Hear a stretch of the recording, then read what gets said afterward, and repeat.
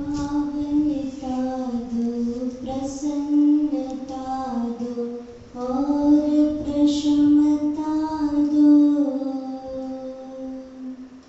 जीवन पथ में समता धारो, ऐसी क्षमता दो। वामानंदन काटो बंधन, वंदन स्वीकारो। हे चिंतामणि पारस बाबा, हम सबको तारो, हम सबको तारो।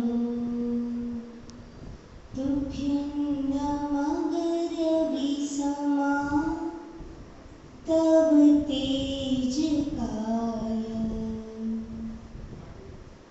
तुभ्यं नमः शशिसमोज्ज्वल वैभवाय। तुभ्यं नमो दुरितजाल विनाशनाय। तुभ्यं नमो गुरुविराग शिवप्रदाय। तुभ्यं नमो गुरुविराग शिवप्रदाय। जय बोले अनंतानंद सिद्ध परमेश्वरी भगवान की जय। देवादिदेव श्री 1008 पार्श्वनाथ भगवान की जय। परम पूज्य वात्सल्य रत्नाकर श्री 108 सागर जी महाराज की जय। परम पूज्य तपस्वी सम्राट श्री सरमती सागर जी महाराज की जय। युग प्रमुख सम्राचार्य गुणाचार्य गुरुदेव श्री विराट सागर जी महाराज की जय।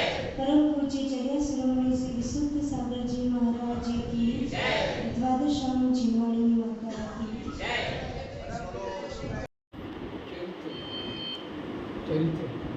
चरणों में चरित्र में वहाँ पे आचरण कैसा होना चाहिए, राइट? वो किस में डिस्क्राइब होता है? श्रावकों का आचरण कैसा होना चाहिए, मुनि का आचरण कैसा होना। श्रावक और मुनि धर्म के आचरण की जो मेथड है कि कैसे कैसे उनको आचरण करना चाहिए, वो जहाँ डिस्क्राइब हुआ उसको क्या कहा जाता है? चरण आया। यानी ऐसा करना चाहिए, रात्रि भोजन नहीं करना चाहिए, जमी कम नहीं खाना चाहिए, राइट? देख के चलना चाहिए, सूर्यास्त के पहले भोजन करना चाहिए, बाहर का नहीं खाना चाहिए, क्या करना क्या नहीं करना, what should I have to do, what should not do, ये जहाँ पे डिस्क्राइब किया है उसको क्या कर दिया, क्या कह दिया? चरण। यानी क्या करना चाहिए मीन्स प्रेजेंट टेंस की जहाँ बातें हैं वो क्या हो गया आपका? चरण। अब थर्ड कौन सा नहीं हो गया? करना। ये बहुत बेसिक है, आज भी बहुत टफ नहीं है, राइट? इजी है। थर्ड कौन सा अनुयोग? कर्णानुयोग। कर्णानुयोग में क्या आता है? यानी हमको पता होना चाहिए कर्णानुयोग शास्त्र का एक पार्ट है, यानी कुछ शास्त्र को कर्णानुयोग का लेबल लगा, तो कर्णानुयोग में कौन कौन से शास्त्र इंक्लूड होते हैं? कर्म सिद्धांत, जहाँ पे कार्मिक फिलोसॉफी डिस्क्राइब की है वो कर्णानुयोग। और क्या आता है कर्णानुयोग? हाँ, जैन विश्वविज्ञान, जहाँ 3 लोक की बातें की है कि स्वर्ग होता है, नरक होता है, मध्यलोक होता है, ढाईद्वीप होता है, संख्या द्वीप, समुद्र होते हैं।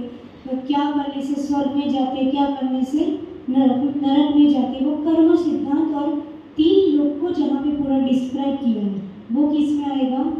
कर्णानुयोग। यानी कर्णानुयोग में कार्मिक फिलोसॉफी, 3 लोक, ये जो बातें बताई गई है वो सब किस में आएगा? कर्णानुयोग। अब कर्णानुयोग की शैली क्या है?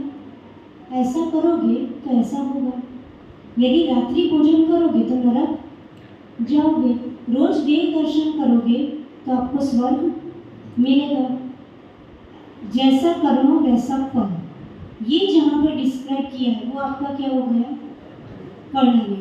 ऐसा करोगे तो ऐसा होगा, ऐसा नहीं करोगे तो ऐसा होगा, तो ये होगा, दैट मीन्स फ्यूचर टेंस की जहाँ बात की गई है वो क्या हो गया? प्रथमानुयोग क्या था? पास में था बहुत दूर की बात। फिर थोड़े पास में आए जहाँ हमारे और साधु की और श्रावकों के आचरण की बात है, वो क्या हो गया, प्रेजेंट टेंस यानी चरणानुयोग। फिर कर्म सिद्धांत और पास में आए, यानी बिल्कुल हमारे पर अब अटैक हो रहा है कि आपने ऐसा किया तो ऐसा होगा, यदि आपने ऐसा नहीं किया तो आपके साथ ऐसा हो जाएगा। जहाँ पे हमको और पास में आ गए, जहाँ राजा की बात थी वहाँ पास में आए तो चरणानुयोग, आचरण की बात आई, फिर आचरण से और पास में आए, वो क्या हो गया, कर्णानुयोग, राइट, जहाँ कर्म सिद्धांत की बात है। अब कौन सा नियोग बचे, द्रव्यानुयोग। तो द्रव्यानुयोग में क्या होता है, यानी द्रव्यानुयोग सबसे हटके बात करता है कि जो व्यक्ति अथवा वस्तु को अपना मानता है तब तक जाके वो क्या होता है, दुखी होता है। जब वो अपना मानता ही नहीं है तो वहाँ दुख होने वाला नहीं है। तो सबसे सुपर बात किसने दी, द्रव्यानुयोग की। प्रथमानुयोग की बात किसने काटी, चरणानुयोग की। बादलों के जुड़ने के कारण पेट में दर्द नहीं होता, तूने कुछ खाने में गड़बड़ की है, राइट, तो फिर बोला हाँ उड़द की दाल खाई थी, तो फिर कर्णानुयोग वाला आया कि उड़द की दाल खाने से पेट में दर्द नहीं होता, खाई तो बहुत सारे लोगों ने दी, पेट में दर्द तेरा ही हुआ, तो तुम्हारा कुछ कुछ पाप कर्म का उदय चल रहा है। फिर द्रव्यानुयोग वाला आया कि क्या कर्म का उदय व्यक्ति को दुखी करता है, ऐसा किसने बोला, ऐसा तो होता ही नहीं है, व्यक्ति अलग कर्म अलग, राइट, सबकी अपनी अपनी स्वतंत्रता है, तो ऐसा कोई किसी को दुखी नहीं कर सकता। तो द्रव्यानुयोग, चरणानुयोग, कर्णानुयोग की बात किसने कर दी, द्रव्यानुयोग। आया समझ में। तो प्रथमानुयोग, चरणानुयोग, कर्णानुयोग और द्रव्यानुयोग इस प्रकार की शैली में होते हैं। अब हमारे में होना चाहिए कि हम समझ पाए कि हमारे सामने जीववाणी रखी है, फिर कौन से अनुयोग का सेंटेंस है। यदि हम नहीं समझ पाएंगे तो हम कंफ्यूज हो जाएंगे, राइट। कर्णानुयोग पढ़ेंगे और समझेंगे प्रथमानुयोग में तो ऐसा लिखा है, प्रथमानुयोग की बातें आपको ऐसी लगने लगेगी कि क्या लिखा है, राइट। प्रथमानुयोग पढ़ोगे तो लगेगा कर्णानुयोग में क्या लिखा है, और फिर धीरे धीरे अश्रद्धा उत्पन्न होता है। इसलिए हमको शैली पता होनी चाहिए। जैसे फॉर एग्जाम्पल है आपका खनिज भवन, यदि आपने साइड से फोटो लिया तो उसका एंगल कैसा आएगा, डिफरेंट है। आपने फ्रंट व्यू से फोटो ली तो उसका एंगल क्या होगा, डिफरेंट। आपने इस एंगल से फोटो ली तो इसकी फोटो क्या आएगी, अलग। आपने टॉप व्यू से हेलीकॉप्टर में बैठ के फोटो ली तो गणेश भवन कुछ और दिखेगा। गणेश भवन एक भी एक्टिविटीज और प्रीचिंग जो तीर्थंकरों के द्वारा हमारे पास आया है वो बहुत ही लॉजिकल है। हम उसको ट्रेडिशनल ना बनाएं, उसको लॉजिक, उसके लॉजिक को समझते हुए हम धर्म को फॉलो करेंगे तो कितना भी साइंस प्रोग्रेस कर ले, जैनिज्म हर एंगल से 100% प्रूव होगा, बट ज़रूरत है हम उसके लॉजिक को, उसके साइंस को समझने का ट्राई करें। ये लॉजिक और ये साइंस जिसमें डिस्क्राइब किया गया है उसको जीववाणी कहा जाता है, राइट। हम ये लॉजिक और साइंस कहाँ से समझेंगे, किसमें ये सब डिस्क्राइब है।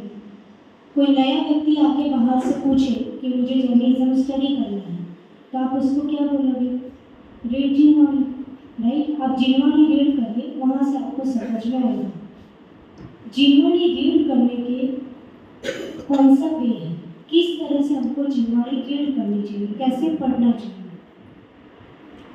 तो उसको क्या कहा जाता है, जो जीववाणी है उसको दूसरी लैंग्वेज में क्या कहा जाता है, आगम शास्त्र। ये सिनोनिम्स होते हैं, राइट। उसके समानार्थी शब्द होते हैं, आगम बोलो, शास्त्र बोलो।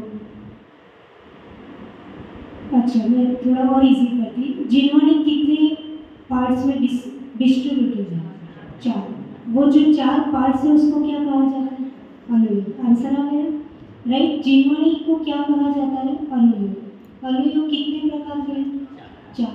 कौन कौन से, प्रथमानुयोग, चरणानुयोग, कर्णानुयोग और द्रव्यानुयोग। अनुयोग का मतलब होता है जीववाणी को डिस्क्राइब करने की जो शैली, जो मेथड है, जो सिस्टम है, उसको क्या कहा जाता है, अनुयोग, राइट। जो तीर्थंकरों ने दिव्य देशना तीर्थंकरों के द्वारा हमारे पास आई, उसको आचार्य ने क्या किया, अनुयोग में, 4 अनुयोग में डिस्ट्रीब्यूट किया। अनुयोग का मतलब सिर्फ ये होता है कि बात हुई है, पर कहने की चाल क्या हो गई, शैली, यानी एक सिस्टम हो गई, राइट। जब तक हमको शैली ना पता, आप आगरा साइड जाओगे तो अपने यहाँ क्या बोला जाता है, स्ट्रीट बोला जाता है, कॉलोनी बोला जाता है। आगरा साइड जाओगे तो वहाँ शैली बोला जाता है, यानी ये शैली में ये लोग रहते हैं, ये शैली में ये लोग। जो कॉलोनी को वहाँ क्या बोला जाता है, शैली, कि ये शैली वाले लोग हैं, वो शैली वाले लोग। ऐसे जिनवाणी जो अनुयोग है, वो अनुयोग यानी 4 प्रकार की शैली। शैली जब तक हमको नहीं पता है तो हम कभी भी जिनवाणी को प्रॉपर नहीं समझ सकते कि प्रथमायोग की शैली क्या होती है, कर्णायोग की शैली क्या होती है, द्रव्यायोग की शैली क्या है, चरणायोग की शैली क्या है।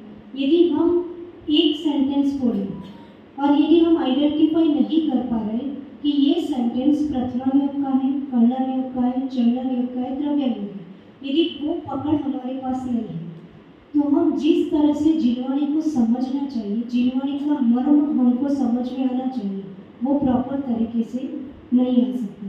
तो सबसे पहले क्या करना पड़ता है, हमको 4 अनुयोगों की जो शैली है उसको समझने का ट्राई करना पड़ता है। फिर हम उसके बाद पढ़ना शुरू करें तो हमारे लिए कभी भी कंफ्यूजन नहीं होगी। जिनवाणी को अपन ने क्या बोला, माँ बोला। क्या बोला जिनवाणी को, माँ। तो जिनवाणी माँ तो हम सब क्या हो गए, टंडन जी। यदि जिनवाणी माँ है तो हम सब क्या हो गए, बच्चे हो गए, राइट। और हर एक बच्चे को अपनी माँ की लैंग्वेज पता होती है। यदि माँ